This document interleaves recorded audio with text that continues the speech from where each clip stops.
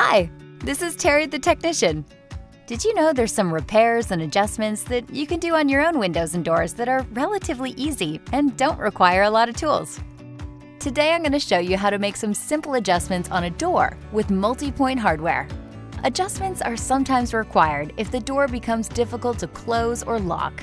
This can be caused by settling of your home, extreme temperature changes, or after prolonged use. To make these adjustments, you'll need a Phillips screwdriver. First, you'll need to do an initial diagnosis of the door to determine if the door's multi-point hardware is operating correctly. To test the multi-point hardware, open your door with one hand and press in the small black latch on the edge of the door. Keep holding in the latch and lift the handle upwards, verifying that the multi-point bolts extend out from the top and bottom of the door. Push the handle down to retract the multi-point bolts back into the door before closing it.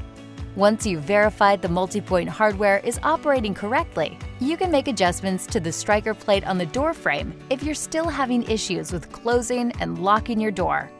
Using a Phillips screwdriver, slightly loosen the screws and move the tongues of the striker plate inwards or outwards.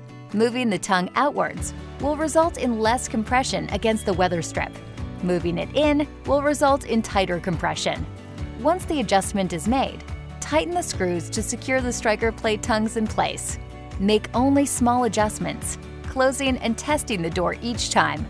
Once the door closes and latches correctly, ensure that the multi-point bolts engage properly by lifting the handle upwards. If the multi-point bolts still do not engage into the holes in the frame, further adjustments from an all-weather window service technician may be required.